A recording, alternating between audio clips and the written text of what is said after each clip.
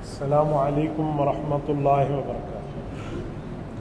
مبسملا و محمدلا و مسلیا و مسلما، اما بعد، میرے معزز دوستو، آج 23 مئی 2025 بمطابق 25 ذوالقعدہ سن 1446 ہجری ہے۔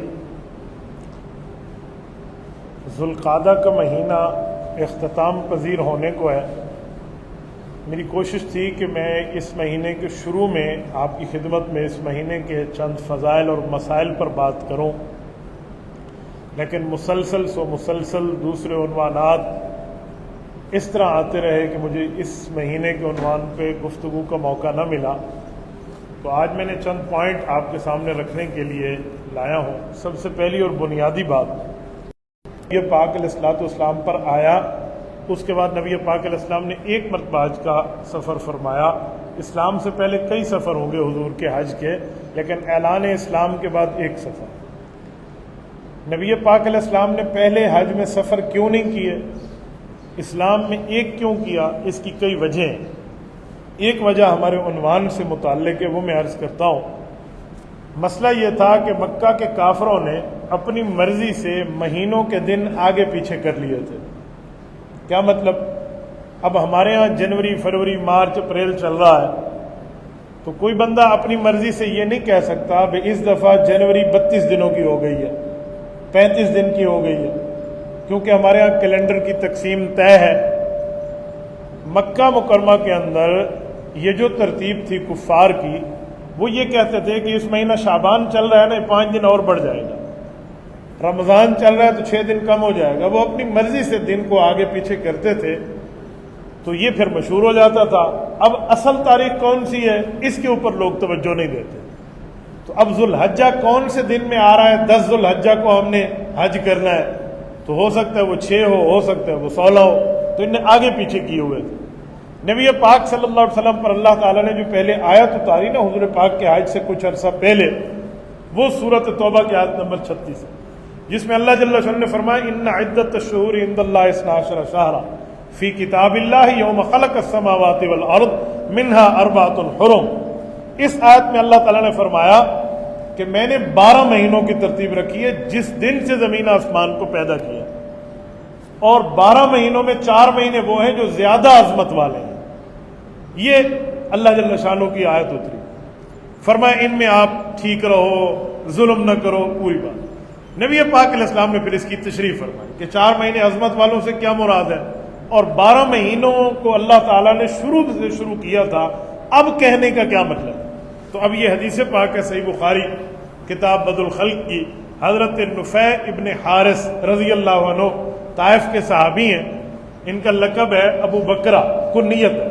وہ ارشاد فرماتے ہیں نبی پاک علیہ السلام نے فرمایا الزمان قد استارک ہیت یوم خلق السماوات والارض السنہ 12 شہرا منها 4 حرم 3 متوالیات ذوالقعدہ ذوالحجہ والمحرم ورجب ومضر الذی بین جمادی وشعبان۔ نبی پاک صلی اللہ علیہ وسلم نے فرمایا حکم قال علیہ السلام کہ آج کے دن، یعنی جس سال رسول اللہ حج کی طرف جانے کا ارادہ فرما رہے ہیں، فرمایا آج کے دن وہ دن ہے جب اللہ تعالیٰ نے جو پہلے دن سے 12 مہینوں کی ترتیب رکھی تھی، ان لوگوں نے اپنی مرضی سے آگے پیچھے کیا۔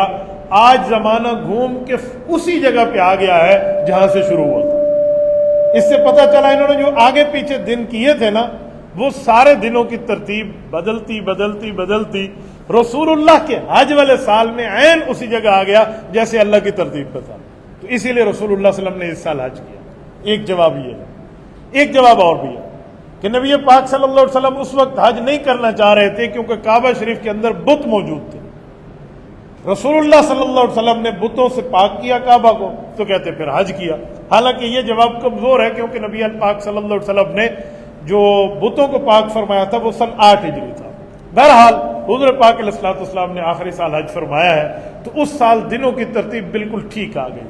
یکم تھی، 12 تھی، 10 تھی، تو ان کے آگے پیچھے والے کرنے والی غلط ترتیبوں کو ختم کر دیا۔ تو حضور پاک علیہ السلام نے ذوالقعدہ میں یہ اعلان فرمایا تھا۔ اب دوسری بات، نبی اقدس صلی اللہ علیہ وسلم نے 25 ذوالقعدہ کو احرام باندھا ہے، اور مدینہ طیبہ کا جو میقات ہے مکہ مکرمہ کا، اس وقت اس کو ذوالحلیفہ کہتے تھے، آج کل اسے بئر علی کے نام سے یاد کرتے ہیں۔ وہاں سے آج 25 ذوالقعدہ کا دن پورا ہے، یہ دن رسول اللہ صلی اللہ علیہ وسلم کے حج کے احرام باندھنے کا تھا۔ حضرت رسول اللہ صلی اللہ علیہ وآلہ وسلم نے جو 4 مہینے عظمت والے فرمائے، جس کو قرآن نے بھی عظمت والے کہا ہے، وہ کون سے ہیں؟ اب 4 مہینوں میں پہلا مہینہ ذوالقعدہ ہے، پھر ذوالحجہ ہے، پھر محرم ہے، پھر اس کے بعد جو رجب ہے وہ بالکل جمادی الثانی کے بعد ہے اور شعبان سے پہلے ہے۔ یہ 4 مہینے عظمت والے۔ کیا مطلب؟ عظمت والے مہینے تو سارے ہیں، ان مہینوں کو عظمت والے کہنے کا مطلب یہ ہے، اسے کہتے ہیں کہ ابتدائی طور پہ ان دنوں میں جنگ نہ کی جائے۔ تو اس مہینے کا احترام کفر میں بھی تھا، اسلام میں بھی تھا کہ دفاعی طور پہ تو جنگ ہو سکتی ہے، ابتداءً اس مہینے میں جنگ کی سٹارٹ نہ کیا جائے، اس لیے اس کو اربعۃ الحرم کہتے ہیں۔ اب جن 4 مہینوں کو عظمت والا اللہ نے فرمایا، ان میں پہلا مہینہ یہی ہے جو ذوالقعدہ چل رہا ہے، یعنی یہ ترتیب کے اعتبار سے 11واں ہے، اور عظمت والے جن کو مہینے کہا گیا ہے، حرمت والے مہینے، ان کی ترتیب میں یہ پہلا مہینہ ہے۔ اور ذوالقعدہ میں ایک بات مزید بھی آپ کی خدمت میں عرض کروں، یہ جو مہینہ ہے اس کو بعض لوگ ہمارے ہاں عجم میں ذوالقعدہ کا نام نہیں لیتے، کہتے ہیں اس مہینے کا نام ہے خالی مہینہ۔ میں نے کئی مرتبہ خواتین سے بھی سنا ہے اور بعض دیہاتی مردوں سے بھی سنا ہے، وہ گننے کے لیے یوں گنتے ہیں، رمضان، شوال، خالی، ذوالحج کو خالی کہتے ہیں، ساری ذوالقعدہ کو۔ میں نے اس پر کئی مرتبہ غور بھی کیا ہے، پوچھا بھی ہے کہ یار یہ مہینے کا نام تو قرآن حدیث میں خالی نہیں آیا، آپ لوگ اس کو خالی کیوں کہتے ہیں؟ تو اس کے 2 جواب آئے ہیں، ایک جواب اسلامی ہے اور ایک جواب لوگوں کی ذہنیت کے مطابق ہے، وہ غلط ہے۔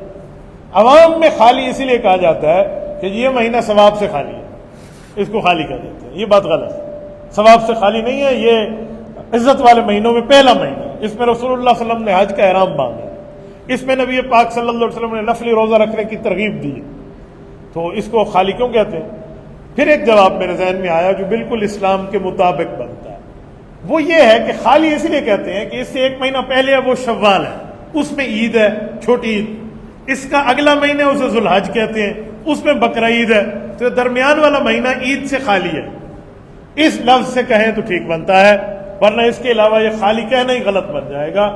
وہ مہینہ بھی عید والا، اگلا مہینہ بھی عید والا، درمیان والا عید سے خالی ہے، اس کا یہ مطلب نہیں ہے ثواب سے خالی ہے۔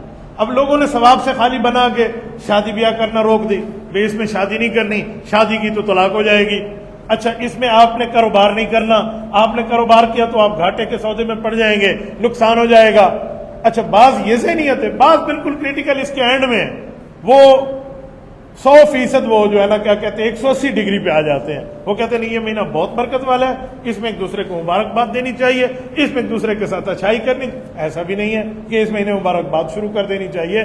تو یہ دونوں جہتیں جو ہیں افراد تفرید کے شکار ہیں، جو درمیانی بات تھی وہ میں نے آپ کی خدمت میں رکھ دی ہے۔ اس کے ساتھ میں ایک بات اور کروں، حضرت موسیٰ علیہ السلام کو اللہ جل شانہ نے 40 راتوں کا اعتکاف کرایا تھا، 40 دن 40 رات مل کر اعتکاف تھے۔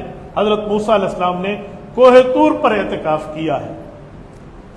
یہ جو کوہ طور پر حضرت موسیٰ علیہ السلام نے 40 راتوں کا اعتکاف کیا، اب قرآن میں 30 لیلہ 40 لیلہ پورا تذکرہ ہے، اس کے بعد اللہ تعالیٰ نے ان کو تورات عطا فرمائی۔ ہمارے نبی پاک پر قرآن پاک اترا، حضرت موسیٰ علیہ السلام پر تورات اتری تھی۔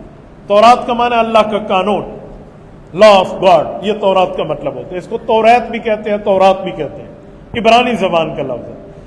جب 40 دنوں کا اعتکاف موسیٰ علیہ السلام کا پورا ہوا تو ان کو تورات ملی، یہ 300 تختیوں میں لکھی ہوئی تھی۔ تورات کو موسیٰ علیہ السلام کے صحابہ نے نہیں لکھا، یہ آسمان سے لکھی ہوئی نازل ہوئی تھی۔ یہ قرآن پاک کا مقام اور مرتبہ ہے کہ اللہ نے اس کو زبانی اتارا حضور پاک کے دل اقدس پہ جبرائیل کے ذریعے، اور اس کو رسول اللہ کے صحابہ اور اہل بیت نے اپنے ہاتھوں سے لکھا ہے۔ اسی لیے قرآن کریم نے جن لوگوں نے لکھا ہے قرآن کو، قرآن نے ان کی عظمت بتائی ہے، فرمایا فی صحف مکرمہ مرفوعۃ مطہرہ بأیدی سفرہ کرام بررہ، فرمایا یہ جو صحیفے ہیں، لکھنے والے صفحے ہیں لکھے ہوئے، یہ بڑی عظمت والے ہیں، بڑی عزت اور تکریم والے ہیں، بڑی بزرگی اور مرتبت والے ہیں۔ بأیدی سفرۃ کرام بررہ، جن لوگوں نے، جن ہاتھوں نے ان کو لکھا ہے، ان کا مقام یہ ہے کہ وہ فرشتہ صفت لوگ ہیں۔ یہ رسول اللہ صلی اللہ علیہ وسلم کے جو کاتبین وحی ہیں، حضرت ابو بکر، حضرت عمر، حضرت عثمان، حضرت علی، حضرت زید بن ثابت، حضرت عبداللہ بن مسعود، حضرت معاویہ بن ابی سفیان رضی اللہ عنہم، یہ وہ صحابہ ہیں جن نے اپنے ہاتھوں سے قرآن کریم لکھا اور ہم تک پہنچایا۔ نبی پاک علیہ السلام نے مختلف وقت میں کسی کی ذمہ داری لگا دی، آپ لکھ لیں جی، آپ لکھ لیں، آپ لکھ لیں۔ کبھی ان کی تعداد 17 رہی، کبھی 20 رہی، زیادہ سے زیادہ 40 تک تعداد گئی ہے۔ ان لوگوں نے قرآن کریم اپنے ہاتھوں سے لکھا۔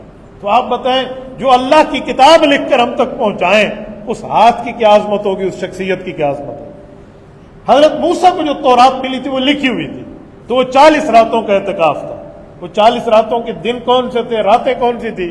امام ابن کثیر رحمہ اللہ نے تفسیر ابن کثیر کے اندر ایک روایت لکھی ہے جس کا خلاصہ یہ ہے کہ وہ جو 40 راتیں تھیں وہ 1 ذوالقعدہ سے لے کر 10 ذوالحجہ، یہ پورا مہینہ ذوالقعدہ کو چل رہا ہے، اور بقرہ عید کے مہینے کے 10 دن پہلے، جس دن بقرہ عید کی نماز ہم پڑھتے ہیں اس دن حضرت موسیٰ علیہ السلام کے 40 راتوں کا اعتکاف پورا ہوا اور اللہ جل شانہ نے ان کو تورات عطا فرمائی۔ تو اس اعتبار سے ذوالقعدہ کا مہینہ بھی بہت برکت والا، بہتر مہینہ، عظمت والا، مقام اور مرتبے والا مہینہ کہلاتا ہے۔ تو یہ چند باتیں اس مہینے کی عظمت کے حوالے سے تھی، یہ میں نے آپ کی خدمت میں رکھنا ضروری بھی سمجھا اور مناسب بھی سمجھا کہ ہمارے لیے بہتر ہے کہ ہم اس معاملے کو سمجھیں۔ دیکھیں نا، ماشاءاللہ آپ میری گفتگو سے پہلے مسجد بھری ہوئی تھی، اگر اس طرح لوگ آئے نا تو پھر کھل کے بات کرنے کا جی بھی چاہتا ہے۔ میں اکثر ایک جملہ کہا کرتا ہوں، لوگ کہتے ہیں امام پہلے آئے، یہ دلیل ذہن میں رکھنا، مقتدی کو پہلے آنا چاہیے، چاہے امام بعد میں آئے۔ آپ کہیں گے کہاں سے ثابت ہے؟ میں آپ کو اس دھرتی کی افضل نماز بتا رہا ہوں جو نماز اس سے پہلے کبھی نہیں پڑھی گئی اور اس کے بعد قیامت تک نہیں پڑھی جائے گی، ایک افضل نماز ہے۔ وہ نماز کون سی ہے؟ وہ نماز معراج کی رات، جب ہمارے پاک نبی صلی اللہ علیہ وسلم نے انبیاء کرام کی امامت فرما کر نماز پڑھائی تھی۔ اس میں امام بھی نبی ہے، مقتدی بھی نبی ہیں، جنہوں نے نبی بن کے دنیا میں رہنا ہے ان کی وہاں پریزنٹیشن موجود ہے، حاضری موجود ہے۔ تو رہنا تھا یا بعد میں حضور پاک علیہ السلام نے نبوت آخر تک رکھنی ہے تو وہ ان کی امامت، یہ افضل نماز ہے۔ ایک دفعہ حضور نے جاتے ہوئے پڑھائی ہے آسمان پہ سفر کرتے ہوئے، اور ایک دفعہ واپسی پہ پڑھائی ہے، کل 2 نمازیں ہیں۔ یہ ملا علی قاری رحمۃ اللہ علیہ کی تحقیق ہے، مرقات شرح مشکات باب فی المعراج کی 11ویں جلد میں یہ لکھا ہوا ہے کہ 2 نمازیں پڑھائی گئی تھی، ایک جاتے ہوئے ایک واپسی پہ۔ اس کے علاوہ اس سے افضل نماز نہیں پڑھی گئی۔ اگر آپ مسجد نبوی کی نماز کو دیکھیں تو اس میں امام نبی ہیں، مقتدی تو صحابہ اور اہل بیت ہے نا، لیکن مسجد اقصیٰ کی یہ نماز جو ہے یہاں امام بھی نبی اور مقتدی بھی نبی، تو یہ افضل نماز ہے۔ اس نماز میں امام کی حاضری بعد میں ہے، مقتدیوں کی حاضری پہلے ہے۔ ہمارے نبی پاک صلی اللہ علیہ وسلم جب یہاں پہنچے تھے تو اس وقت حضور فرماتے ہیں انبیاء جمع تھے، اس سے پتہ چلا مقتدی پہلے آنے چاہیے، امام بعد میں آئے تو آبجیکشن نہیں ہوتا۔ آج کل ہمارے ہاں مسائل یہ ہے کہ جب جمعہ کی گفتگو شروع ہوتی ہے لوگ اس وقت میں بالٹی رکھو جب میں دھا کے چلو نماز پڑھی وہاں، اس وقت جاتے ہیں تو بعد میں نہ مسائل پتہ ہوتے ہیں، نہ اتا نہ پتہ، نہ ادھر نہ ادھر، پھر مسائل کے لیے بندہ پریشان ہو جاتا ہے، پوچھتا رہتا ہے۔ اسی لیے بہتر ہوتا ہے کہ یہ کچھ چند منٹ کی بات ہوتی ہے، 10 منٹ 15 منٹ، اس میں بندہ پہلے بیٹھ جائے تاکہ فائدہ ہمیں بھی ہو اور پھر ہم اس بات کو سمجھ کے اپنے گھر تک بھی پہنچا پائیں۔ اللہ ہمیں عمل کی توفیق عطا فرمائے، اللہ جل شانہ ہمارے اوپر اپنی رحمت اور کرم کو نازل فرمائے۔ ہمارے پرائیویٹ حجاج کا بڑا مسئلہ بنا ہوا ہے، تو آپ سارے حضرات اس جمعہ کی عظمت کے وقت پہ دعا کریں، جن کے لیے ویزاز کے مسئلے ہیں اللہ تعالیٰ ان کے مسائل کو حل فرمائے، اللہ ہم سب کو حج بیت اللہ عطا فرمائے، اللہ جل شانہ ہم سب کو حضور پاک علیہ الصلوۃ والسلام کے در اقدس کی حاضری عطا فرمائے، اپنی زبان سے نبوت کی خدمت میں سلام پیش کرنے والا، رسول اللہ سے سلام وصول کرنے والا ہم سب کو فیملی کے ساتھ خوش نصیب بنائے۔ جزاکم اللہ تعالی، اقول قولی ھذا واستغفر اللہ وآخر دعوانا ان الحمد للہ رب العالمین۔ علاقے کی اس سے انکار نہ کیا۔ دیکھیں ہم ملک پاکستان جب بنا تھا ایک کم 60 ڈسٹرکٹ تھے ہمارے، یعنی 49 ضلع تھے، تو اب پاکستان کے سینکڑوں ضلع بن گئے، زیادہ بن گئے۔ اس کی وجہ کہ ضرورت کی بنیاد پہ اگر ضلع بن سکتا ہے تو ضرورت کی بنیاد پہ صوبہ کیوں نہیں بن سکتا؟ تو صوبہ دے دیا جائے اس قوم کو، تو اس کا حق ہے، ان کے رائٹ ہے، ان کی پہچان ہے، تو اس پہ کوئی غلط بات نہیں ہے۔ جیسے صوبہ ہزارہ کی تحریک ہے، تو ہزارہ کی زبان والے کہتے ہیں کہ یہ ہماری پہچان ہے، ہمیں صوبہ ہزارہ چاہیے، تو ہم کہتے ہیں جی بالکل ان کو بھی دے دیں۔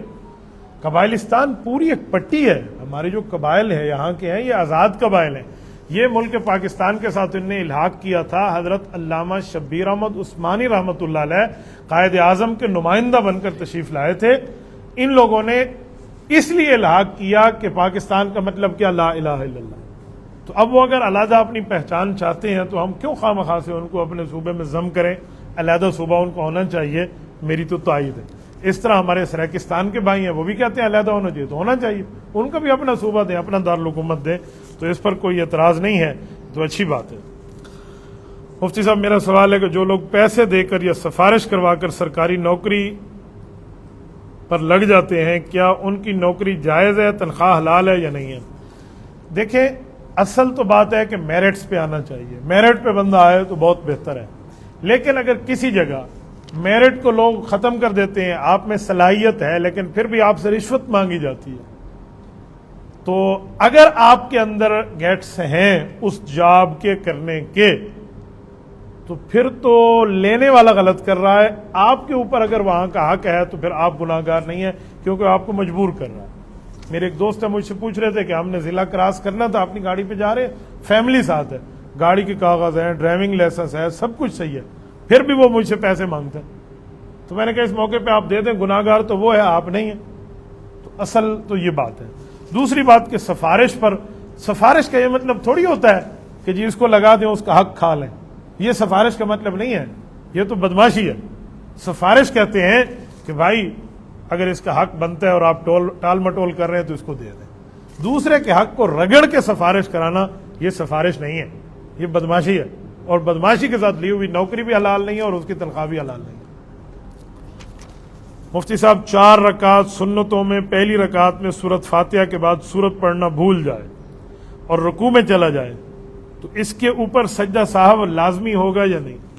دیکھیں سورت فاتحہ کے بعد آپ نے سورت ملانی تھی، کیونکہ سورت فاتحہ کی قرات واجب ہے اور مطلق قرات فرض ہے، تو اسی لیے آپ نے ساتھ ملانی ہے، آپ نے نہیں ملائی تو آپ پر سجدہ صاحب آ گیا ہے۔ دوسری بات کہ اگر آپ رکوع میں چلے گئے آپ دوبارہ اٹھیں، یہ چیز ٹھیک نہیں ہے، کیونکہ آپ واجب کے لیے دوبارہ اٹھ رہے ہیں، رکوع تو فرض ہے، تو فرض بڑی چیز ہے، واجب چھوٹا ہے، تو بڑی چیز کو چھوڑ کے چھوٹے کی طرف نہیں آ جاتا، بس آپ رکوع میں چلے گئے تو چلے گئے، اس کے بعد آپ سجدہ صاحب کی ترتیب رکھیں گے۔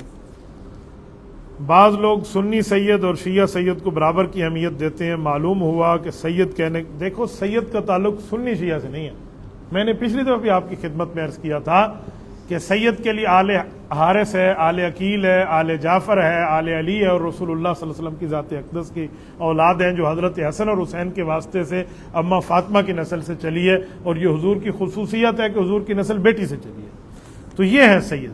اب سید جو ہیں وہ حضور پاک صلی اللہ علیہ وسلم کی آل ہے، تو اس حساب سے ہم دیکھیں گے۔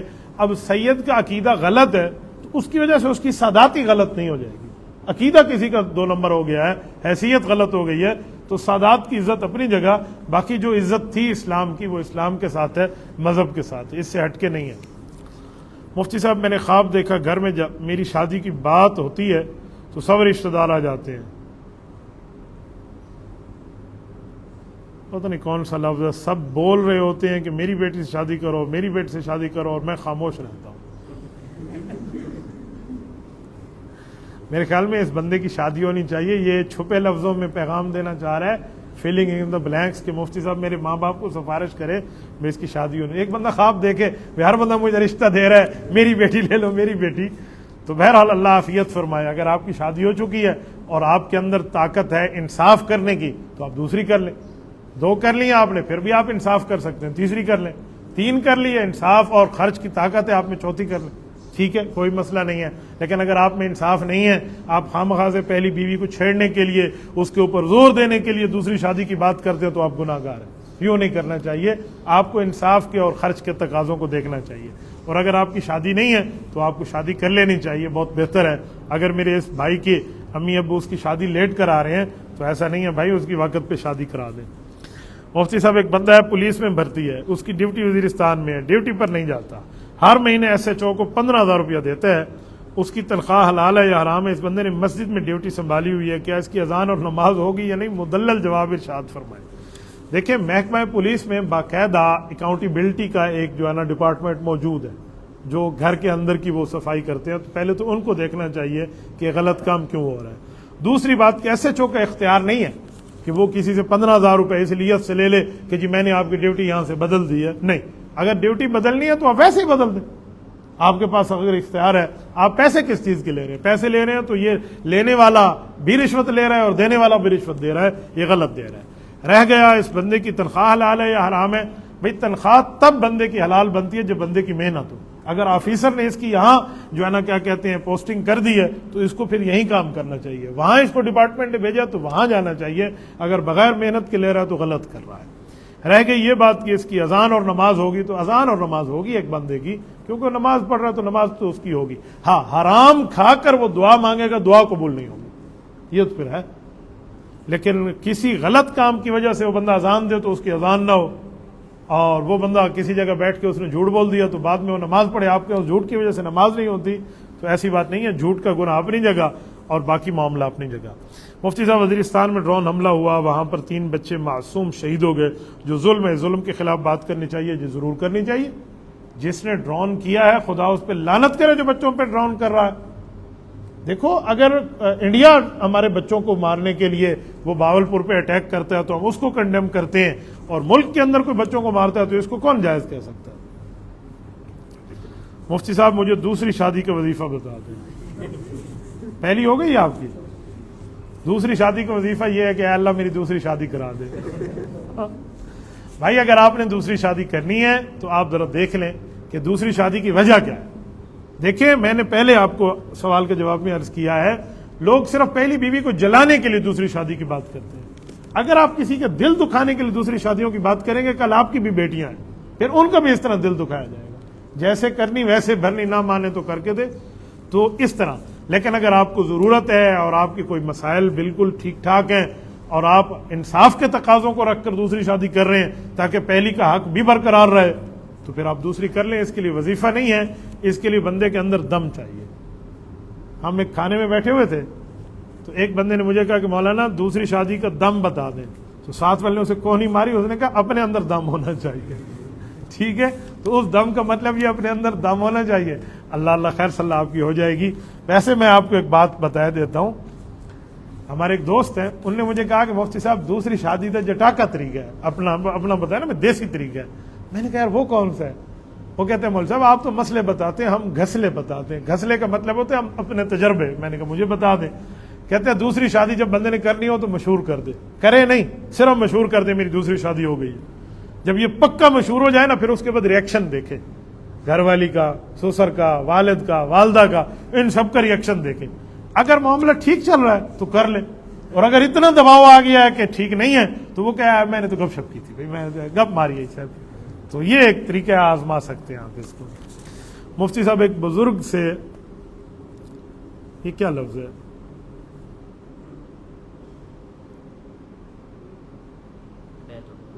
بیعت لی تھی، بیعت لی تھی نہیں ہوتی، بیعت کی تھی ہوتا ہے۔ خدا آپ کو حج پہ لے جائے، میں نے سمجھا کھیلنے والا بیٹ ہے، یہ بیعت ہوتی ہے، اس میں عین ہوتی ہے۔ مفتی صاحب، ایک بزرگ سے بیعت کی ہے لیکن آج تک دوبارہ نہیں ملا، تو کیا کروں؟ بھائی اس بزرگ کے وظائف کو آپ پورا کریں، آپ پڑھتے رہیں۔ دیکھیں، بیعت لوگ اکثر کر کے نا پھر اس کے بعد بدلنے کی ہم سے سوالات کرتے ہیں۔ ایک اصولی بات ذہن میں رکھیں، بیعت کرنے کے لیے کم از کم بندہ استخارہ کرے، استشارہ کرے، باقاعدہ اللہ سے مانگے کہ یا اللہ میں نے کس بزرگ کے ہاتھ میں اپنا ہاتھ دینا ہے تو تو میرے اوپر اس کا بات کو، معاملے کو کھول دے۔ جب استخارے میں آپ مطمئن ہو جائے پھر آپ بیعت کر لیں۔ اگر استخارہ نہیں کیا، ویسے ہی آپ کو سنت کا پابند بندہ نظر آ رہا ہے، ٹھیک ہے، تب بھی ٹھیک ہے، پھر استخارہ کو فرض نہیں ہے آپ پہ۔ لیکن جب بیعت ہو گئی ہے تو آپ بیعت بدلے نہیں، بیعت توڑے نہیں۔ اگر یہ بات ہے کہ وہ بزرگ آپ کو دوبارہ نہیں ملے تو اس آپ کے پاس ایک وجہ ہے بیعت بدلنے کی، وہ یہ ہے کہ بیعت بندہ اسی لیے کرتا ہے تاکہ اس کو اپنے حال احوال بتائے اور اپنی اصلاح کر سکے۔ تو جب آپ کا شیخ سے تعلق ہی نہیں ہے، دوبارہ آپ مل ہی نہیں سکتے، پتہ نہیں کون سے اللہ والے تھے جو آپ کو بیعت کر کے چلے گئے، تو آپ کسی اللہ والے کے پاس چلے جائیں جن کی آپ بیعت کر لیں تاکہ ان کے پاس آپ اپنے حال احوال بتا کے اپنی اصلاح کرا سکیں۔ لیکن اپنے پہلے بزرگ کے بارے میں غلط دماغ میں باتیں نہیں رکھنی، یہ نہ ہو کہ وہ ایسا تھا ایسا تھا۔ اگر اپنے بڑے کے بارے میں، عالم کے بارے میں، شیخ کے بارے میں بندہ غلط ذہنیت بنائے گا تو یہ بری بات ہے، غیبت کے زمرے میں آتے ہیں۔ مفتی سے پوچھنا یہ تھا کہ نماز میں اللہ اکبر کا اشارہ کہاں تک کریں؟ کانوں کو پورا یا کندھوں تک ہاتھ لگائیں؟ کہاں تک ہاتھ لے جائیں؟ شکریہ، بہت اچھا سوال آپ نے کیا، علمی سوال ہے۔ دیکھیں، کچھ لوگ کہتے ہیں کندھوں تک ہاتھ اٹھائیں، کچھ کہتے ہیں نہیں سینے تک ہاتھ اٹھائیں، اور ہمارے امام اعظم ابو حنیفہ رحمہ اللہ جو صحابہ کرام کے شاگرد ہیں اور انہوں نے سال تک صحابہ کو نماز پڑھتے دیکھے، ان کے پیچھے نماز پڑھی ہے، وہ فرماتے ہیں کانوں کی لو کے برابر ہاتھ اٹھائیں۔ اب آپ کے ذہن میں خیال آئے گا کہ جی بعض روایتوں میں کندھے کا لفظ بھی تو آتا ہے، جب ہم کانوں کے ساتھ ہاتھ لگائیں گے تو کندھوں والی حدیث پہ تو عمل نہیں ہوگا، جو نیچے والے ہاتھ اٹھانے والی بات ہے، اس حدیث کا کیا کریں گے؟ تو میں اس کا جواب دیتا ہوں کہ آپ کانوں کی لو تک ہاتھ اٹھائیں، سب پہ عمل ہوگا۔ پتہ ہے کیوں؟ امام اعظم ابو حنیفہ عقل مند آدمی تھے، اہل علم آدمی تھے، صحابہ کے شاگرد تھے، صحابہ کے ماحول میں پیدا ہوئے ہیں، پلے بڑے ہیں، ان کو دیکھا ہے، تو انہوں نے یہ جو طریقہ فرمایا نا کہ جب ہم یوں ہاتھ لے جائیں گے تو سینے سے گزرے گا، پھر کندھے سے گزرے گا، پھر کانوں کی لو تک جائے گا، تو ساری حدیثوں پہ عمل ہو جائے گا۔ اس لیے آپ کانوں کی لو کے برابر یہاں ہاتھ رکھا کرے نا، تو کوئی حدیث آپ سے چھوٹ نہیں جائے گی۔ ہر بندہ اس کی وجہ پوچھتا ہے۔ اب عام بندہ کہے نا کہ امام ابو حنیفہ نے کانوں کی لو تک ہاتھ فرمایا ہے، تو باقی حدیث کہاں جائے گی؟ تو میں اس لیے کہتا ہوں اپنے بڑوں پر اعتماد والا مزاج پیدا کرو، جو بڑا ہوتا ہے اس کو پتہ ہوتا ہے۔ میں آپ کو ایک مثال دوں، ایک ڈاکٹر صاحب کے پاس ایک مریض گیا، دوائی لے کر آیا، تو مجھے خود بتا رہا تھا کہ مفتی صاحب میں اس ڈاکٹر کے پاس گیا ہوں تو میرا مسئلہ فلاں تھا، اور اس نے مجھے گولیاں تو دی ہیں کھانے کی میڈیسن، لیکن ایک میدے کی گولی بھی دی، حالانکہ میرا میدا متاثر تو نہیں ہے۔ میں نے اسے بتایا کہ ڈاکٹر جہاں اور گولیاں دیتے ہیں تو سائیڈ ایفیکٹ ہوتے ہیں، تو میدے پہ اثر پڑتا ہے، تو ایک گولی میدے کی صحت کی بھی دے دیتے ہیں ساتھ، تاکہ وہ دوبارہ اس پر اثر نہ پڑ سکے۔ اچھا پھر ٹھیک ہے، ورنہ میں تو اس کو دل میں گالیاں دے رہا تھا۔ تو میں نے کہا ماہر مانتے ہو تو اعتماد کرو اس پہ، ماہر پر بن دیکھے اعتماد کیا جاتا ہے۔ آپ کہیں گے کیسے؟ بن دیکھے کیسے کریں؟ جب آپ جہاز میں بیٹھ کے سفر کرتے ہیں، آپ نے پائلٹ کو دیکھا ہوتا ہے؟ اکثر سواریوں نے پائلٹ کی شکل بھی نہیں دیکھی کہ پائلٹ ہی ہے یا شی ہے، یہ بھی نہیں پتا ہوتا، یہ بھی نہیں پتا ہوتا، یہ بھی نہیں پتا ہوتا کالا ہے سفید ہے، پٹھان ہے سریکی ہے، بلوچ ہے پنجابی ہے، کون ہے، یہ بھی نہیں۔ ماہر مانتے ہیں، بس اس کے پیچھے بیٹھ کے اپنی جان اللہ کے حوالے۔ تو جب ماہر پر آپ جہاز میں اعتماد کر سکتے ہیں، تو ماہر پہ میڈیکل میں بھی اعتماد کر لیں اور دین میں بھی اعتماد کر لیں، تو اعتماد اور بیلیف سے مسئلہ حل ہوگا۔ مفتی سے پوچھنا یہ تھا کہ بہنوئی اپنی بالغ سالی کے سالی پر ہاتھ اٹھا سکتا ہے؟ ہاتھ اٹھانا تو دور، سالی سے تو بہنوئی کا پردہ ہے اللہ کے بندے۔ میری 4 شادیاں ہیں، میں تو آج تک کسی سالی کے سامنے نہیں گیا، چاروں شادیوں میں الحمدللہ۔ لوگ ایک شادی میں سالی کے پاس چلے جاتے ہیں دیکھنے کے لیے، بات کرنے کے لیے، فلاں۔ کیوں بھائی؟ وہ تو تمہارے لیے نامحرم ہے جب تک اس کی بہن تمہارے نکاح میں ہے۔ کیا معاملہ آپ نے؟ ہاتھ اٹھانا، مارنا، سمجھانا، بیٹھنا، بات کرنا تو رہا دور، آپ کا سالی سے 100% پردہ ہے بھائی، اس پردے کے معاملے کو سمجھائیں۔ ہاتھ اٹھانے والی بات تو یہ تو ایسے جیسے راہ جاتی کسی عورت پہ آپ ہاتھ اٹھا لیں۔ مفتی صاحب پہلے سے سنتے آتے ہیں کہ دائیں آنکھ کا پھڑکنا یا بائیں آنکھ کا پھڑکنا کوئی نشانی ہوتی ہے، ایسا ہے یہ شرک والی بات ہے؟ بھائی آنکھ کا پھڑکنا خون کی گردش سے ہوتا ہے، یوں نہیں ہے کہ دائیں آنکھ پھڑکے گی تو اچھائی کی خبر ہے، بائیں آنکھ پھڑکے گی تو برائی کی خبر ہے، ایسا کچھ بھی نہیں ہے، یہ لوگوں کی بنی بنائی باتیں ہیں، قرآن حدیث میں اس کو پروف موجود نہیں ہے۔ پروف ہو تو میں تب بات کروں۔ کچھ لوگ کہتے ہیں دائیں ہاتھ پہ خرچی ہو اور بائیں تلی پہ خرچی ہو تو پتہ نہیں پیسے آ رہے ہیں جا رہے ہیں، کریڈٹ ڈیبٹ ہو رہا ہے، یہ اپنی طرف سے بات ہے، ایسا کچھ بھی نہیں۔ اے ٹی ایم میں اگر آپ ڈیبٹ کر لیں نا کچھ پیسے، کبھی آپ کی الٹی تلی پہ خرچی نہیں ہوتی، یہ لوگوں کی بنائی ہوئی بات۔ اچھا کوا کہیں کسی دیوار پہ بیٹھ جائے یا چھت پہ بیٹھ کے کہیں کرے تو کہتے ہیں نحوست آ گئی ہے، اور بیچاری وہ مرغی اذان دے تو کہتے ہیں ذبح کر دو، ایسا کچھ بھی نہیں۔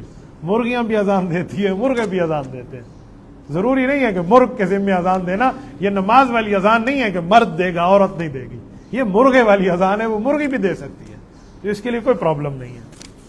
مفتی سے پوچھنا تھا عورت کو دیکھنا گناہ ہے تو بوڑھی عورت کو دیکھنا کیسے ہے؟ یہ صرف جوان عورت کو دیکھ بھائی دیکھنا اور بد نظری غلط ہے، گناہ ہے، ٹھیک ہے، چاہے وہ بوڑھی ہو جوان ہو چاہے جو بھی ہو، بد نظری غلط ہے، ناجائز ہے۔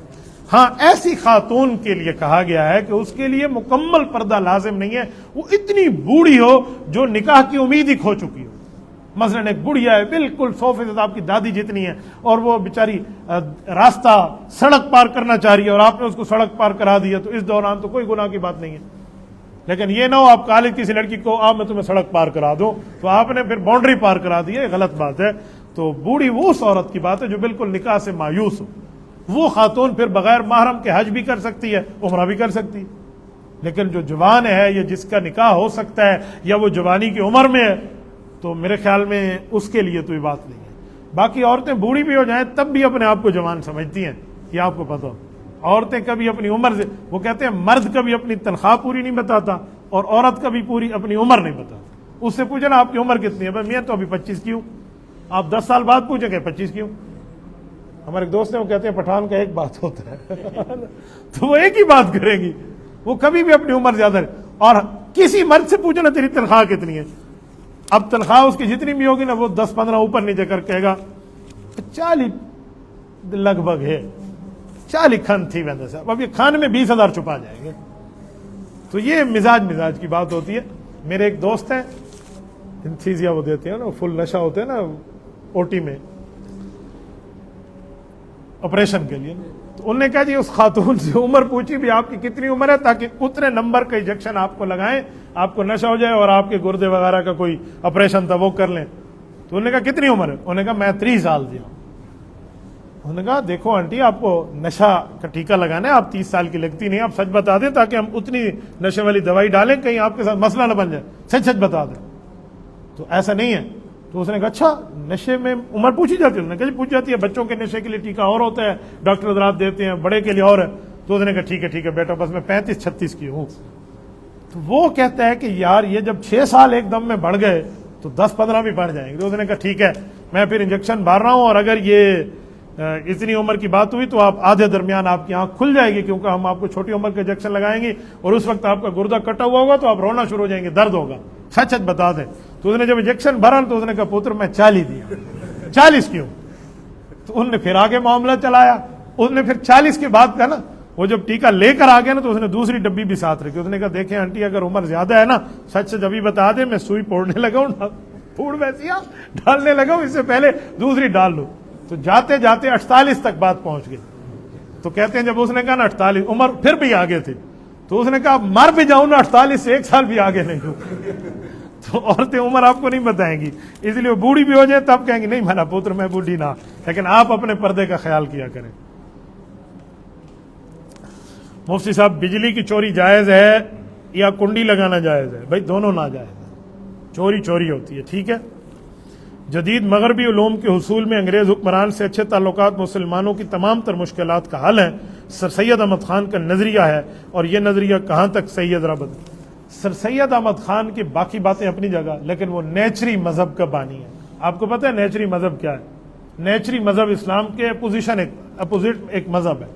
سر سید احمد خان اس مذہب کا بانی ہے اور نیچری مذہب کا اسلام سے کوئی واسطہ نہیں ہے. اس کے خدمات ہوں، یہ ہوں، وہ ہوں، اس کی اپنی جگہ. مذہبی طور پہ آپ دماغ میں 100% یہ بات رکھ لیں کہ اس نے جو اسلام پہ اعتراضات کیے ہیں اس کا ذہن ہے کہ فَبِأَيِّ آلَاءِ رَبِّكُمَا تُكَذِّبَانِ، ایک دفعہ آ جائے تو بات پوری ہے، بار بار کیوں آیا؟ اب اس کا کیا جواب دیں گے؟ آپ 100 بھی جواب دیں کہ نہیں ایک دفعہ بات تو پوری ہو گئی ہے. تو علماء نے کئی باتیں اسے سمجھائی کہ اللہ کی حکمت ہے، اللہ کو پتہ ہے، اللہ نے اتارا، اللہ پر اعتراض نہیں ہو سکتا، نبی نے نہیں کہا، صحابہ اہل بیت نے اعتراض نہیں کیا، ائمہ نہیں بولے، آپ کیوں کہا؟ انہوں نے کہا نہیں جی ایک سے تو بات پوری ہو جائے گی، وہی لفظ آ کے دوبارہ کیوں آیا؟ تو اس زمانے میں پٹھان کوٹ یہ گئے، وہ انڈیا میں، وہ ایک خان صاحب بیٹھے تھے، تو اس نے چھری جیب سے نکالی اور انہوں نے کہا بھائی میں نے آپ کی ایک آنکھ کاٹنی ہے، ایک ہاتھ کاٹنا ہے، ایک کان کاٹنا ہے. اس نے کہا کیوں؟ اس نے کہا ایک آنکھ سے تو نظر آتا ہے، کام پورا ہے، دوسری آنکھ کی کیا ضرورت ہے؟ ایک کان سے آپ سن سکتے ہیں، دوسرا کان میں تیرا کپڑا ہے، دوسرے کان کی کیا ضرورت ہے؟ تو اس نے کہا نہیں دوسرے کان کا بھی اپنا کام ہے. تو اس نے کہا دوسری جگہ فَبِأَيِّ آلَاءِ رَبِّكُمَا تُكَذِّبَانِ کا بھی اپنا کام ہے، کیونکہ وہ پچھلی آیت کے ساتھ ریلیٹڈ ہے. تو اس لیے ان معاملے کو میں سر سید احمد خان کے معاملات میں مذہبی طور پہ اس کا قائل نہیں ہوں. مفتی صاحب جمعہ کے خطبے میں جب خطیب صاحب قال رسول اللہ پڑھتے ہیں تو باقی تمام صحابین بھی درود پاک پڑھ رہے ہوتے ہیں. نبی پاک صلی اللہ علیہ وسلم کا جب نام آ جائے نا محمد تو پھر کیا کہنا چاہیے؟ صلی اللہ علیہ وآلہ وسلم. ہمارے نبی پاک علیہ السلام نے فرمایا بخیل من ذکرت عنده فلم یصلی علیہ. فرمایا صحابہ میں تمہیں کنجوس دکھاؤں؟ اب لوگ تو یہ سمجھتے ہیں کہ کنجوس وہ ہے جو کنجوس پیسے وغیرہ میں مہمان نوازی میں، دل کھولنے میں کنجوس ہو، بخیل ہو، تو یہ تو اپنی جگہ کنجوس ہے۔ ہمارے نبی پاک نے فرمایا وہ بندہ بھی کنجوس ہے جس کے سامنے پیغمبر کا ذکر آئے اور وہ درود السلام نہ پڑھے، یعنی صلی اللہ علیہ وآلہ وسلم نہ پڑھے، تو یہ بہت بری بات ہے۔ تو آپ سن کے ساتھ پڑھتے ہیں تو ٹھیک ہے، آپ کو پڑھنا چاہیے۔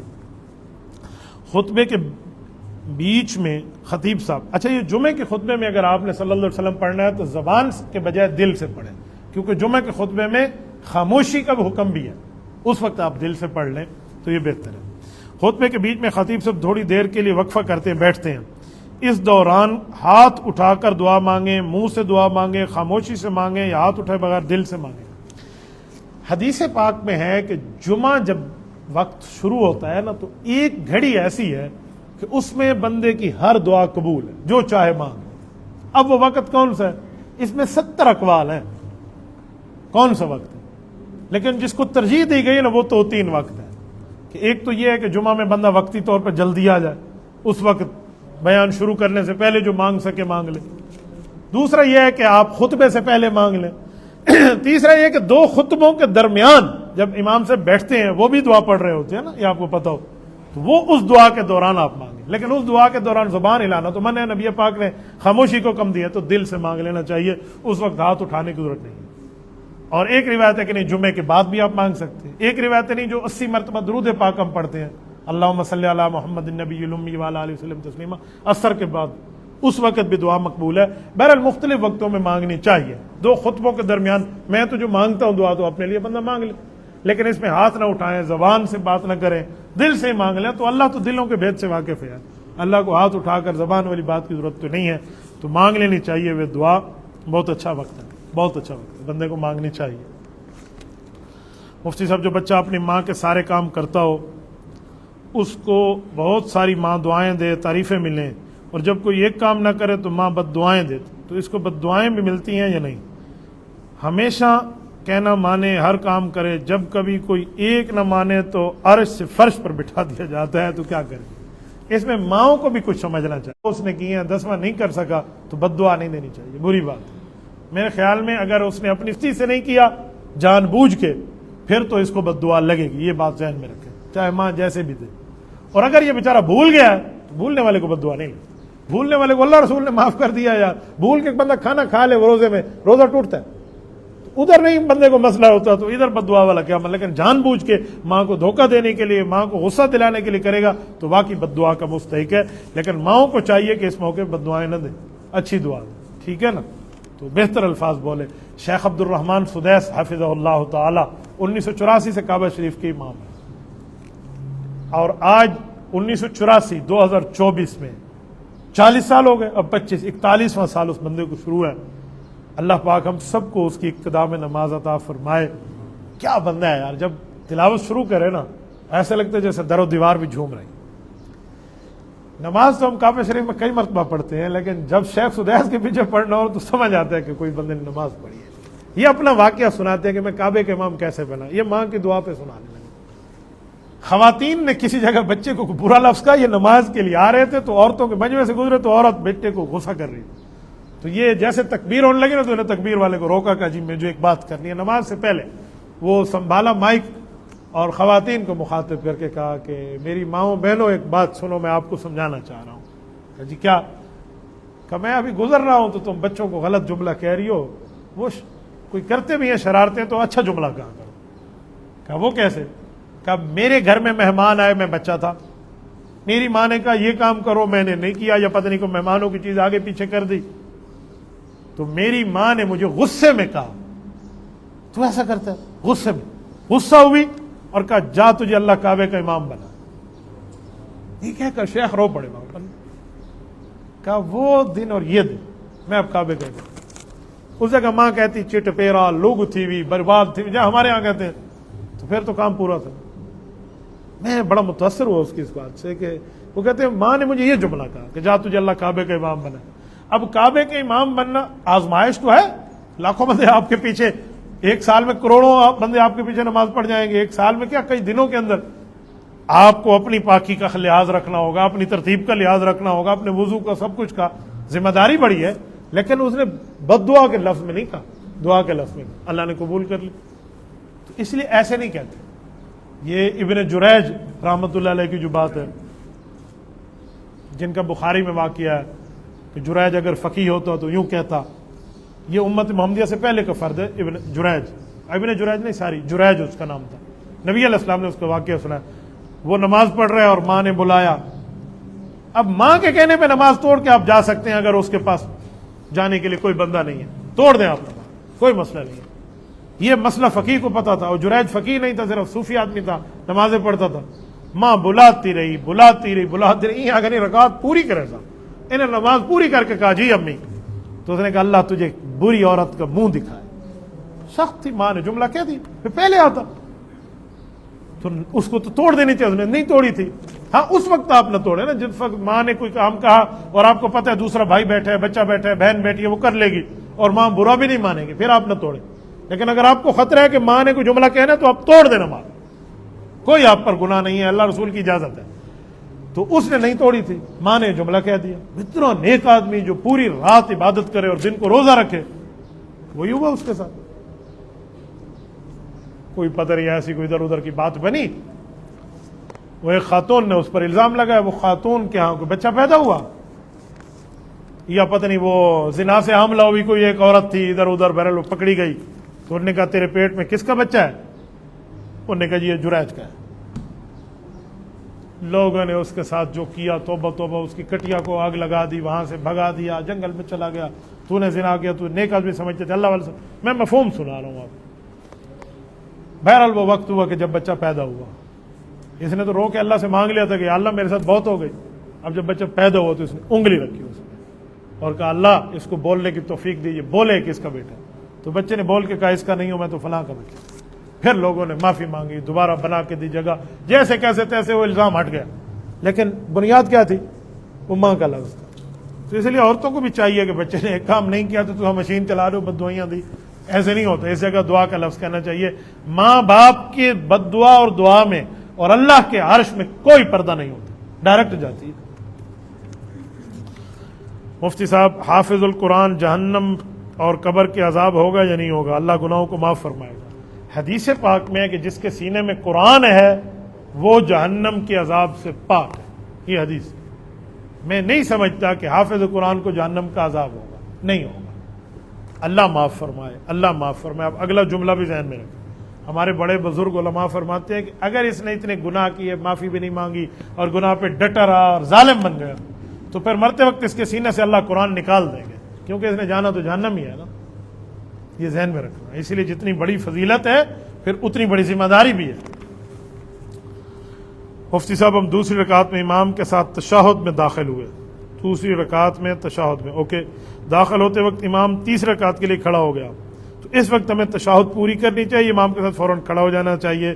یہ بھی بتائیں آخری رکعت میں وہاں پر ہم کیا کریں؟ تشہد پوری پڑھیں گے یا فوراً اپنی نماز کے لیے دوبارہ کھڑے ہو جائیں گے؟ دیکھو آپ جیسے بیٹھے ہیں فوراً امام کھڑا ہو گیا اور آپ کو امید ہے کہ اگر میں نے تشہد پڑھی تو امام رکوع کرے گا، تو پھر تو بندہ کھڑا ہو جائے.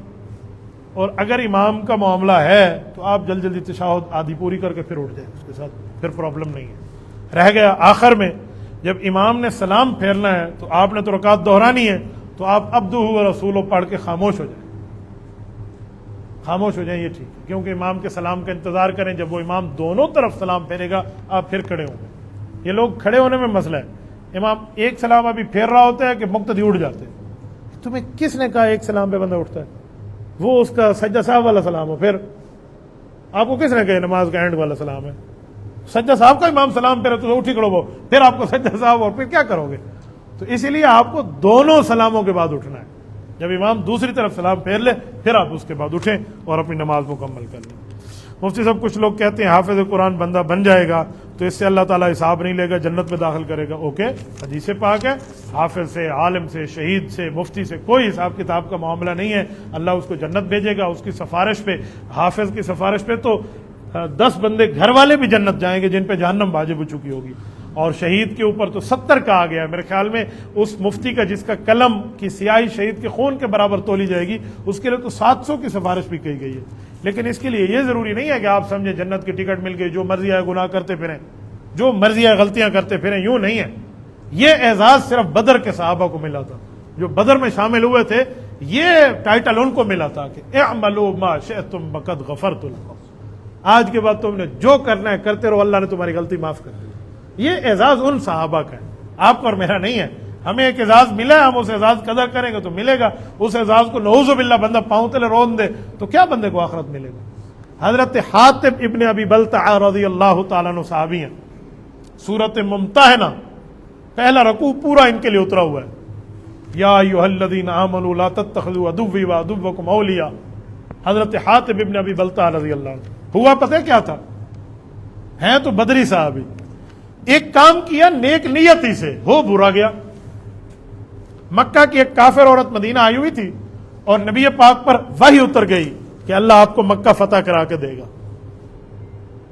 نبی پاک سب نے خاموشی کا حکم دیا کہ بات آگے نہ پھیلائیں تاکہ ان کو پتہ نہ چلے کہ ہم حملہ کریں گے ان پہ۔ کہ جی بہت اچھا، کیونکہ معاہدہ ٹوٹ چکا تھا، حضور نے توڑنے کی بات بھی فرما دی تھی کہ اب معاہدہ ٹوٹ گیا ہے، جن نے جو تیاری کرنی ہے کر لیں۔ اس سال میں حضور نے کسی دن جانا تھا، یہ اس صحابی کو پتا تھا۔ اس صحابی نے اس کافر عورت کو کہا کہ تمہیں خط لکھ کے دے رہا ہوں، مکہ کے جا کر فلاں کافر کو کہنا کہ نبی پاک تم پہ حملہ کرنے والے ہیں، تمہیں سمجھ آ جائے۔ یہ کیوں کہا تھا؟ یہ تو راز فاش ہوا، اس لیے نہیں کہا تھا کہ حضور پاک کے ساتھ نعوذ باللہ یہ غداری کر رہے تھے، بلکہ اس لیے کہا تھا کہ میری بیوی، میرے بچے چھوٹے چھوٹے معصوم وہ مکہ میں، کہیں کافر ان کے ساتھ برا نہ کریں۔ میں چھوٹا سا اتنا بتا دوں کہ حضور تم پہ حملہ کرنے والے ہیں، اس وجہ سے ہو سکتا ہے وہ میری بیوی بچوں کے ساتھ نرمی کر لیں، میرے بچوں کو مارے نہیں۔ یہ حضور پاک کے ساتھ غداری بھی نہیں ہے ان کے دماغ کے مطابق۔ کیوں؟ کہ حضور کو تو اللہ نے وعدہ کر دیا کہ فتح آپ کی ہوگی، تو کہا میرے بتانے سے کوئی فتح شکست میں تو نہیں بدلے گی، یہ ان کا ذہن تھا۔ حضور سے بھی کوئی غداری نہیں کی، بدری صحابی ہیں۔ خط لکھا، خط لکھ کے اس عورت کو دیا، اس خاتون نے یہ بالکل اپنے پراندے کے نیچے جا کو ادن گود دے تلو ادھر اس نے چھپا کے رکھا اور چل میرا تھا۔ 23 کلومیٹر مکہ سے آگے ایک جگہ ہے جس کا نام ہے روضہ خاخ، وہ خاتون وہاں پہنچی تھی کہ اللہ تعالیٰ نے نبی پاک کو فرمایا کہ حاتب نے خط لکھا ہے، اس میں یہ راز فاش کیا ہے، اور اس عورت کو دیا، وہ جو سارا نام کی لڑکی آئی تھی وہ مکہ والی، اس کو دیا اور وہ جا کر پہنچانے والی۔ ابھی تو 23 کلومیٹر گئی ہے نا، آج کل 23 کلومیٹر، اس وقت روضہ خاک ایک منزل کا نام تھا، ورنہ تو 600 کلومیٹر کا سفر ہے کہ آپ وہ ترتیب بنا لیں۔ تو نبی پاک نے 3 صحابہ کی ڈیوٹی لگائی، حضرت علی رضی اللہ عنہ، حضرت مرثد رضی اللہ عنہ، حضرت زبیر بن العوام رضی اللہ عنہ۔ ان 3 کو فرمایا کہ یہ عورت ہے، اس طرح مسئلہ، جاؤ۔ وہ وہاں گئے، کہا خط دو، اس نے کہا کوئی خط وط نہیں ہے، تلاشی کا تلاشی لے لو۔ جتنا سامان سب کو ڈھونڈ ڈانٹ کے دیکھا تو کچھ بھی نہیں تھا، انہوں نے ادھر چھپایا ہوا تھا نا۔ حضرت علی رضی اللہ عنہ نے ایک جملہ فرمایا کہ ابھی ہم نے سامان کی تلاشی لی ہے، ہم سخت تلاشی بھی لے سکتے ہیں۔ ڈرانے کے لیے بات تھی نا، تیرے کپڑوں وغیرہ کی بھی تلاشی، کسی نہ کسی عورت کو پکڑ کے لیں گے، وہ ڈر گئی۔ اس نے ادھر سے خط نکال کے دے دیا، خط مل گیا، تو چل بھائی جا، کیونکہ وہ پڑھی ہوئی شاید نہیں تھی جو خود پڑھتی کہ کیا لکھا ہوا، وہ پڑھتا اصل جس نے پڑھنا تھا۔ وہ عورت کو چھوڑ دیا، خط لے کر نبی پاک علیہ السلام کے پاس آئے۔ آپ علیہ الصلوۃ والسلام نے خط پڑھوایا، مجمع بیٹھا ہوا ہے، حضرت عمر بیٹھے ہیں، باقی بیٹھے ہیں، بالکل تو راز فاش تھا۔ کہا حاتب کو بلاؤ، حضرت حاتب رضی اللہ عنہ بلائے گئے، وہ آئے، آپ کا خط ہے؟ جی ہاں میرا خط۔ جھوٹ نہیں بولا، سچ کہا کہ جی میرا خط۔ آپ نے لکھا؟ جی میں نے لکھا۔ راز فاش کیوں کیا؟ کہ یا رسول اللہ میں ایک بات عرض کروں۔ وہ بات کرنے لگے تو حضرت عمر نے نیام سے تلوار نکالی۔ حضرت عمر نے کہا یا رسول اللہ کیا بات اس کی سننی ہے، تو منافق ہے، تو غلط بات کر رہے ہیں، تو راز کھولا ہے، آپ مجھے ایک اشارہ دیں، اس کی گردن الگ ہوگی، اس کے دھڑ الگ ہوگی۔ حضور نے فرمایا نہیں عمر، وہ بدری ہے، جہاں سے میں نے بات چلائی تھی کہ بدر والوں کو یہ بینیفٹ ہے کہ اللہ نے ان کی معافی دے دی ہوئی ہے، کہ عمر بدری ہے۔ حضرت عمر رک گئے، واقعی بدری ہے، حضرت عمر بھی بدری ہے۔ حضور نے پوچھا حاتب کیوں کیا ایسے؟ یا رسول اللہ میں عرض کر رہا ہوں میں نے آپ سے غداری نہیں کی، آپ کو پتہ ہے جتنے صحابہ بیٹھے ہیں ان کے اپنے وہاں رشتہ دار رہتے ہیں مکہ میں، میرا مکہ میں کوئی رشتہ دار نہیں ہے، میری بیوی بچے ہیں معصوم وہاں رہتے ہیں، میں ہجرت کر کے ادھر آیا ہوں۔ کہا ایسا ہی ہے؟ کہا ان کی کوئی مدد کرنے والا وہاں نہیں ہے، یہ لوگ اگر وہاں جائیں گے تو ان کی فیملی کو کافر نقصان نہیں دے گا، ان کو تو پورا خاندان ہے، میں اکیلا ہوں، میرا کوئی ساتھی نہیں ہے، میری بچوں کو وہ تکلیف دیتے، میں نے صرف اس وجہ سے کی۔ رہا آپ کے راز کا مسئلہ، آپ کے ساتھ تو اللہ نے وعدہ کیا ہے کہ اللہ آپ کو مکہ فتح کر کے دے گا آپ کے ہاتھوں، تو میرے اس بات کرنے کی وجہ سے آپ کی فتح شکست میں تو نہیں بدلے گی، میری یہی نیت تھی، میرا اللہ جانتا ہے، اور کوئی نیت نہیں۔ اب فیصلہ حضور کا ہے نا، تو نبی پاک نے فرمایا حاطب نے سچ کہا، کوئی اعتراض نہیں کیا حاطب پہ، کوئی سزا نہیں دی اس کو، کوئی غلط نہیں کہا، کوئی ملامت نہیں کی. اور آج تک بلکہ قیامت تک کسی کی جرت نہیں ہے کہ جو حضرت حاطب رضی اللہ عنہ پہ بول سکے، باوجود ہے کہ سب کچھ کھل گیا تھا، لیکن نیت نیک نیتی تھی، بد نیت نہیں تھے، نیک نیتی، بد دیانتی نہیں تھی. اور تھے بھی بدری صحابی جن کو حکم تھا کہ اعملوا ما شئتم وقد غفرت لکم، جو تمہارا کام ہو اللہ نے تمہیں مغفرت دے دی ہے، تمہیں آج کے بعد کوئی گناہ نقصان نہیں دے گا. حضرت حاطب، پھر قرآن کی آیت اتری، پھر اللہ تعالیٰ نے سمجھایا کہ مسلمانوں وہ صرف تمہارا دشمن نہیں ہے، وہ میرا بھی دشمن ہے، لہٰذا یہ کام ان کے ساتھ نہ کرو. پوری آیت اتری، سمجھایا گیا، بتایا گیا، سنایا گیا. حضرت حاطب رسول اللہ کے پاس آئے، معافی مانگی، حضور پاک نے رضا کی سرٹیفکیٹ دی، اللہ راضی ہو گیا. لیکن اس پوری بات کا خلاصہ سمری کیا نکلی کہ یہ کام کن کا تھا؟ بدر والے صحابہ کا تھا. آپ کہتے ہیں حافظ بن گیا، عالم بن گیا، شہید ہو گیا، تو اس دوران اس کے گناہ اللہ چاہے تو معاف کر دے، ورنہ حافظ اور عالم کو اس نیت پہ گناہ نہیں کرنے کہ ہم تو عالم ہیں، ہم تو حافظ ہیں، لہٰذا جو مرضی ہے گناہ کرتے رہیں. اس کی پکڑ ہوگی پھر.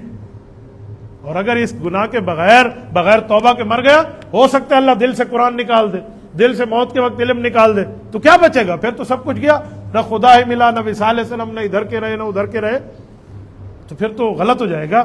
اس لیے اپنی آخرت کو، اپنی قبر کو سامنے رکھنا چاہیے. اب جو میں نے صحابی کی بات کی، اس پر بھی ایک بات ذہن میں رکھیں، ہم قاضی نہیں ہے کہ ہم صحابہ کے مقابلے میں بولیں. یہی مسئلہ ہے صحابہ کرام، ہمیں جج نہیں بننا ہے کہ ہم ایسا کیوں ایسا کیوں. استاد رسول اللہ ہے اور شاگرد صحابہ ہیں. استاد اور شاگرد کے درمیان میں کوئی بات ہو نا، آؤٹ سائڈر ان پہ آبجیکشن نہیں کر سکتا. یار ایک استاد ایک شاگرد کے ساتھ بات کر رہا ہے، باہر والا کیا کہے گا؟ تو ہم اس معاملے میں آؤٹ سائڈر ہیں، ہم ان پہ اعتراض نہیں کر سکتے. یہ میں نے واقعہ اس لیے نہیں سنایا کہ کوئی صحابہ پہ اعتراض شروع کر دے. اللہ ہمیں عمل کی توفیق عطا فرمائے. رب کریم ان سب کی تربت اقدس پہ کروڑوں اربوں رحمت نازل فرمائے اور ان کا فیض ہم سب کو عطا فرمائے. الحمدللہ رب العالمین والعاقبۃ للمتقین والسلام